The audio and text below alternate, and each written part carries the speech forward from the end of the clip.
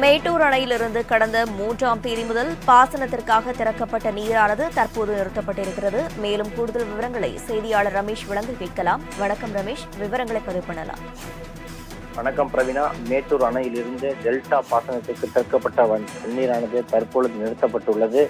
மேட்டூர் அணையிலிருந்து டெல்டா மாவட்டங்களுக்கு தண்ணீர் திறக்க கடந்த 3ஆம் தேதி தமிழக அரசு உத்தரவிட்டது. அதனைத் தொடர்ந்து டெல்டா பாசனத்திற்காக கடந்த 3ஆம் தேதி மாலை 6 மணி அளவில் வினாடிக்கு 6600 கனஅடி தண்ணீர் திறக்கப்பட்டது. அதன் பிறகு தொடர்ச்சியாக கடந்த 6 நாட்களாக 5600 கனஅடி நீரும் தற்பொழுது இன்று 4600 கனஅடி தற்பொழுது திறக்கப்பட்டு வந்தது.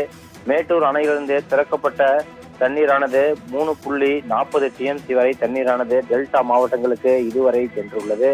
இந்த நிலையில் தற்பொழுது மேட்டூர் அணையின் நீர்மட்டம் 67.67 அடியிலிருந்து 67 அடியாக குறைந்துள்ளது. அணையின் நீர்மட்டம் சரிந்து வரும் நிலையில் மேட்டூர் அணையிலிருந்து குடிநீர் தேவைக்காக மட்டும் 600 கனஅடியிலிருந்து 1000 கனஅடியாக உயர்த்தப்பட்டு தற்பொழுது வெளியேற்றப்பட்டு வருகிறது.